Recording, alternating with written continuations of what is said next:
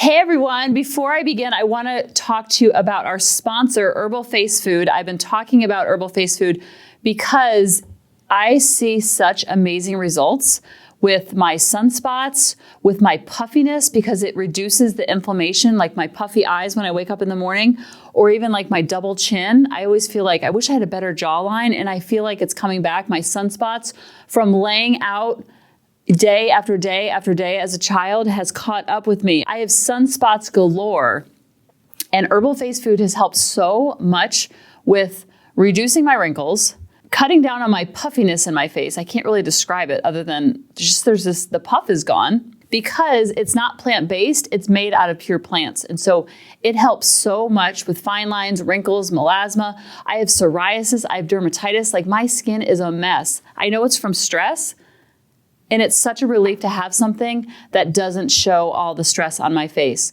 So go to the link in the email or go to herbalfacefood.com and make sure you use the coupon code HARMONY20 at checkout to support the show. Now on to the episode. Hey everyone, welcome to episode 218, Keeping Your House Clean. Welcome to the Harmony in the Home podcast. I'm your host, Kelly Hutchison. I'm a counselor, a life coach, and most importantly, an imperfect mom doing this work right along with you. And my goal on our podcast is to go from chaos to calm, feel less frazzled, and have more fun within your four walls to have more harmony in your home. Well, hello, everyone. I was going to title it, How to Keep Your House Clean All the Time, as almost like a bait and switch, because I want to reassure you that your house does not need to be clean all of the time. Does that take a little pressure off your shoulders? Because there's probably one person in your relationship who is cleaner than the other. So there is a probability of 0% that you and your loved ones that live within your four walls all have the same level of what it means to have a clean house, clean room, clean space, clean drawer, etc. So whichever side of the coin you're on, I want you to bend towards the other way and then not expect them to bend towards your way. Because unless they're listening to this podcast, they're not going to know to bend. But I will tell you, you can learn something from bending. If you're Mr. or Mrs. Clean, I promise you can learn from relaxing and letting go of it always having to be clean all the time. If you are the messier of the two and not Mr. or Mrs. Clean, I just think of the bald guy right now from that commercial, I promise you can learn something from the other side of minimalistic life or having a more organized house or just a tidier home, because the peace that you will feel on either end of it by letting go of it always having to be perfect, if that's your side of the street, or if you're the messier of the two, tidying it up a little bit and heading over to the minimalistic side. Doesn't mean you have to go all the way over. It's just kind of like just peek at them and see how they do things and what you can learn from him or her. Usually it's the spouse. Sometimes you can learn from your kids, but a lot of times your kids are learning from you. So I want to take the pressure off your shoulders, whether you're on the messier side or the more minimalistic side. I promise bending a little bit towards the other way will reduce a lot of stress in your life for different reasons. So you have to decide whether you're more on I'll just play the M&M game. Are you the more on the messier side or the more minimalistic side when it comes to general areas of living? So I want to take the pressure off of your shoulders that you don't have to have your house always ready for company. You don't always have to have it video ready because you want a house that's been lived in and it feels lived in, but you don't want it to be a place that causes you stress and angst. So once you take that pressure off your shoulders and shoot for the B-, whether you're at a C and you have to work towards the B-, or you're at an A+ and have to kind of like let go a little bit and head to the B-, either way, the B- house is going to be probably the most relaxing place to land and kind of shoot for. And if you've ever worked in the restaurant business, you have openers and you have closers. So who's ever on the closing shift has to hook up the people that are opening the next morning in the restaurant. I used to work at Chili's. I was not a very good server because I'm very visual And when they would tell me something little like, I need some ketchup, like, oh, sure, no problem. And I would walk away and whoof, one ear and out the other. I tell my kids all the time, if you want me to remember something, you have to write it on a sticky note. Text me, put it in my phone. I don't care. Put it on my windshield. Just write it down. The verbal stuff does not work for me. And that's why I was a horrible server. I loved serving. I actually would like to go back now because I have some life hacks to practice. I was also a busser, and that was the nastiest job on the planet because, seeing those dirty dishes after all the eating, I was like, and I remember I was bussing and my sister was serving, my other sister was the hostess, and I was the busser. And I was like 15 years old. And I remember I just kept breaking dishes because I would overstack my tray. And my oldest sister was the server, and the boss head chef said to my sister, if your sister breaks one more dish, I'm taking it out of your tips. He was so mad. And literally like 5 seconds later, crash, boom. He's like, Stout? That was our maiden name. That is our maiden name. And he was not very happy. So I wasn't really good in the restaurant biz, but I think I could be better. And at Chili's, I think I was really friendly and like happy and like, hello. I probably like annoyed people sometimes like, oh, geez, this chick is like way, way too happy for my quesadillas. And then I would forget the little things. But I would like to go back with these different life hacks. I digress. So one thing I want to talk to you about is resetting your home and making it so it's like default settings when you're the opener or you're the closer. And sometimes you're going to have to do both, and that's okay because you're the best one for the job. Just like when we were working in the restaurant, there was people that closed better and there was people that opened better. And some people, like the manager, did both. So I don't want you to get from a place of resentment that you do all the things, because a lot of times you do all the things because you're better at it. It's your skill set. So realize that without judging the other person. We all have our gifts. We all have our strengths. We all have our weaknesses, including us. I know it's much easier to see them in the other people, but go back to awesome and annoying. We all have awesome parts about us and we all have annoying parts about us. So one thing that's really helped me, because I'm more on the messy side versus the minimalist side. So I have had to bend and learn and realize that my habits sometimes get me in trouble. And who's ever closing shift has to hook up the opener shift. And who's ever opening has to hook up the closer. And sometimes there's a reset done during the day. So one thing that's really helped me, and I didn't even know that this was a thing until I saw it in a life hack group that I'm in, and it's all about sharing different tips. And I know I have really, really bad ADD with a mixture of hyperactivity.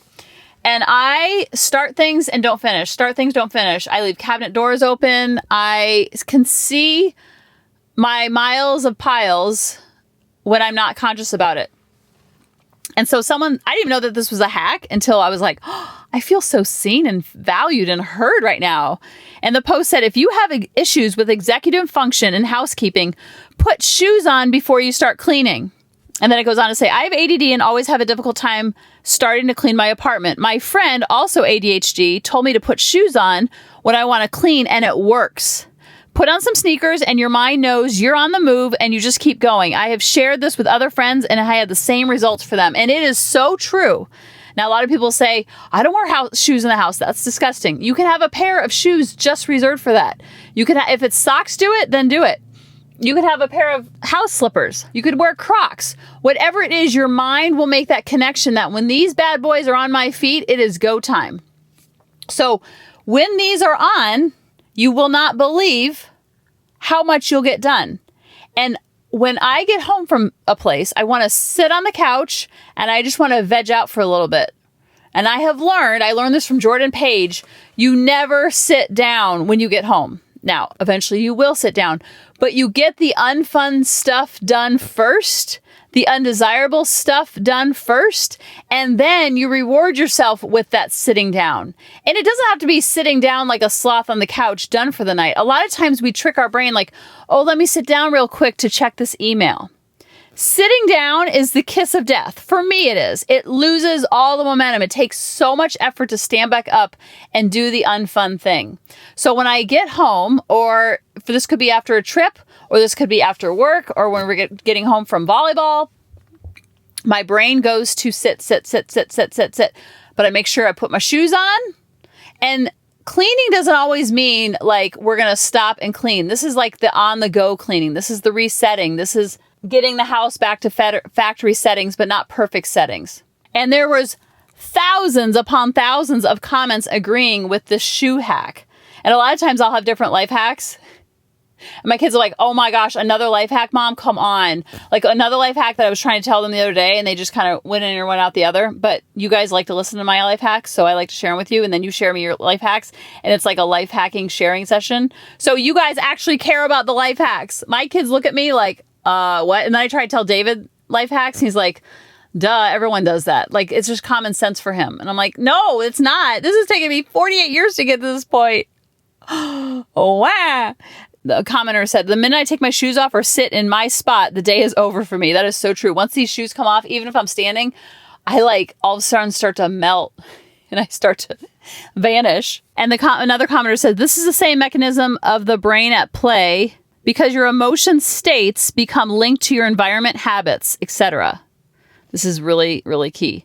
By linking the shoes to cleaning, you create an anchor where you are able to access the desired state of motivated to clean by putting the shoes on. Taking your shoes off and sitting in your spot is linked to the relaxed state. So we're actually tricking the brain to say, this is where we take some action. This is where we get in the game. When my kids were in kindergarten, they were obviously very nervous about kindergarten. So we bought new shoes and we called them the courageous shoes. These shoes gave them courage. It's kind of like that book by Michael Jordan called Salt in the Shoes. And it's such a good book about prayer and how Michael was smaller than all the other kids. And he just didn't ever think he was going to be big enough or strong enough or tall enough. And then she said, you need to put salt in your shoes and pray. And the salt in the shoes was just a way of making him feel a little bit more in control and empowered, and linked up the salt in the shoes to growth. And then he worked like the saying goes, he worked like it depended on him and he prayed like it depended on God. And then we all know what happened with Michael Jordan, number 23 in the Hall of Fame. Let's go, Michael J. Another commenter said, sorry for the men in this group. It says, and a bra. If you normally wear one out of the house, but not in, I know I mean business when I put a bra on inside the house. Another commenter said, my dog gets in his cage when I put on my bra and shoes. He gets caged when home alone, and apparently he thinks me putting on a bra and shoes is a sign that cleaning's going to happen. To be fair, it usually is. One of my friends puts on loud country music, and that country music, and she puts on work boots. And those work boots and the country music, it's like game on like Donkey Kong. Another commenter says, OMG, I never realized this is why I have that energy when I come home. Don't have that same energy after taking my shoes off. So true. The shoes are like magic shoes. I call them my magic shoes. And also staying in the vertical state helps me so much. But I tell my brain when it wants to sit down, oh no, we're going to sit down. We're going to, like we're a child. I talk to my brain like this. Like when we were in elementary school, we're going to get all our work done so we can go out for recess. My recess is hanging out outside by the tiki hut or sitting on the couch, checking my email, or just vegging out for a little bit. Another commenter says, putting on an apron does it for me. So do you see how it doesn't really matter if we're putting salt in the shoes or pepper in the shoes, or if it's the shoes or the bra, or someone else said putting up their hair in a ponytail. Another one said putting up in a messy bun does it for them. This commenter said it's an apron. An apron does it. So your brain will link up XYZ with productivity, or we're going to do some work, even though it's not a fun task. But some people might like the cleaning or the organizing, and they kind of buffer with all of that. So you want to have that anchor of the shoes that acts as a trigger to remind yourself that this is what we're going to be doing. Even though you don't really like it, this is what we're going to be doing. And pretend like you have company visiting only if that helps you. Because you don't want to put company visiting and then it puts all this undue pressure on yourself. But company visiting can be the same as you're visiting in your own house because you want it to be comfortable for your own living. Messy brain means messy home. The more we clean up our thoughts, the more we clean up our space organically. A lot of times they think the space has to come first, but a lot of times when we clean up our thoughts, we clean up our thinking, and we feel empowered, then the space organically follows. And then you stack these habits on top of each other, whether it's the shoes or the bra, or the ponytail, or like I'm trying to floss twice a day. So I'm putting one of those floss sticks when I'm done flossing. In the morning, I put another floss stick on top of my toothbrush. So obviously I'm going to brush my teeth before I go to bed. So I can't miss the floss stick that's on my toothbrush. So it's like the opener that brushed my teeth is hooking up the person who's closing. And at night is usually when I forget to brush or floss my teeth. And so when I see that, obviously I'm going to brush my teeth. So I see the floss stick. I'm like, oh, I don't feel like doing it. I already did it this morning, or vice versa. Then you're like, oh, it's already here. And it's kind of like you're on autopilot, because the things that we do on autopilot, like, have you ever gone to a store and like we go to Walgreens a lot? And so like the trip from our house to Walgreens is like 2.1 miles. Once we did it on a bike in the middle of the Florida heat. Sorry, I don't want to say where I live. Once we did it around 12 o'clock in the middle of the heat. And I do not recommend that. However, if driving it, sometimes I'll get to Walgreens from my house and I'm like, wait, who drove here? What happened? How did I get here? Because I've done it so many times that it's on autopilot. So the more things you can put on autopilot and hook yourself up, your future self, like we're always talking about, you'll realize that you're kind of just stepping in to this almost like a conveyor belt of your life, and you have systems and a routine, and then you have systems for your systems for your systems. Because someone said to me once, they said, how would you stay organized when that's not how your brain works naturally? Because it's so much work for you. How do you do that like on the regular? And I said, I actually don't do any of the work. The routine does the work. And it's like a merry-go-round that I just kind of hop on. And then these things are set up in place, like the floss stick on the toothbrush. So I'm not thinking about it. And I'm not thinking, should I floss or should I not floss? Because I don't want to have decision fatigue by the end of the day. And so I just see the floss stick there and I automatically floss the teeth. Even though I don't want to, I'm like, oh, I guess it's here. My morning self, the one who opened, is hooking up the closer. And the life hack I was trying to tell the kids the other day when they completely blew me off, I never finished that thought, was when we leave for the day, we always set the washer to go off. Well, we were leaving the other day and we weren't going to be back for 5 or 6 hours. Well, I don't want to start the wash and then get home 5 or 6 hours later and it's been sitting in the washer that long. So on the washer, there happens to be a delay setting. I'm like, look, kids, there's this delay setting for 5 to 6 hours.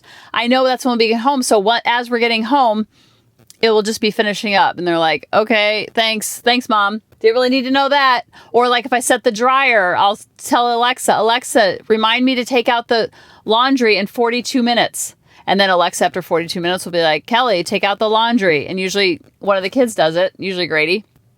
So like, Grady, Alexa just gave you some directions. So it's like coming out when it's still warm. Do you see how when you set up the systems and the routines, that the systems and the routines work on its own, and then you just hop on the merry-go-round and you have all these habits and you're stacking the habits and you have all these triggers set up and all these anchors that are doing the work for you, so then you can be more unconscious. So all that to say that you don't have to have your house clean all the time. It's never going to be clean all the time. You don't have to have it ready for company at all times. There's an ebb and a flow to the cycle of a house. I will say, if you have an opener and a closer, mostly the closer, and if that's you, that will set you up for your future self for the morning after and waking up to not 75 dishes in the sink. Because what happens is we put off XYZ and then we wake up and XYZ is still there plus ABC. And then it's DEF. And then it just keeps going. And that compound effect and that pile on process is what's so overwhelming. And then the brain shuts down because it doesn't know where to start. So it doesn't start at all. And it just keeps building and building and building and building. And so when you know this about your brain, you're like, of course this is happening. This is the compound effect of a lot of little missed opportunities and a lot of not closing down shop. And that's okay. And we're going to chip away at this. My sister recently lost everything in a hurricane and it was devastating. Well, maybe not recently. It was about a year ago. And it was so much to do that when I went over to help, she was completely paralyzed because there was so much to do and nothing to do at the same time that she was frozen. And we just had the montage And my brother-in-law, Jamie, just said, we're just going to chip away at this. Just chip, chip, chip, chip, chip, chip, chip. Every single time we're just going to chip away. We never want to get to the place where we're completing it. It's kind of like conscious parenting. There's not a destination. It's a journey, not a destination. So you can think about your house being on that same continuum. That's a journey, not a destination. And we're just chipping away at it, chipping away at it, chipping away at it. We're not beating ourselves up. There's no moral right or wrong. You're not less of a person if your house is messy. You're not a better person if your house is neat and organized. Some people it comes natural to, some people it doesn't, and it takes a lot of mind management. I guarantee that you and your significant other who's ever living in your house with you, not guarantee, but I would put money on the fact that you don't have similar styles, and that's okay.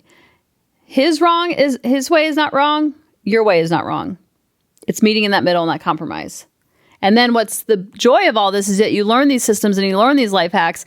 And yes, you might try to teach them to your kids. And they're like, yeah. You're like Charlie Brown's teacher to your kids when you try to teach them these things. And it's like, want. Like, yeah, oh, geez, here comes mom with another life hack. Okay, yeah, mom. Okay, just kind of blow you off. But they're absorbing it through living it. Then you don't have to put so much pressure on your shoulders that you have to teach them all the things. You just have to model and embody all the things, and then they're going to have their own style. Just like you have your own style, just like your spouse does, just like the people living within your four walls have their own style. No style is wrong. No style is right. All styles are just the way the brain works. And so we have to meet in the middle and then teach it to our kids in the process. And when we have more peace in our home and we're all at B- and we're all okay with the B- and the level of cleanliness or mess that exists within our four walls, and we don't have any character attachment to it, like bad or good, we can then teach it to our kids from that clean space and have more harmony in the home. I love you guys, and I'll talk to you next week. Bye-bye. Hey mamas, thanks for listening. If you had any ahas, clicks, or those lightning bolt moments while listening, you have to check out my free parenting bootcamp, where we take all of this to the next level and we try to create even more awakenings for ourselves so that we can connect more with our kids and never yell at them again. You can sign up at www.coachingkelly.com. And if you really want to fill up my love cup, send me an email of what your aha was, what your click was, what was that lightning bolt moment while you were listening. I want nothing more in life than for you to have harmony in your home and to learn how to be an imperfect mom like me, which allows your kids to be imperfect too, each and every day. Thanks for listening.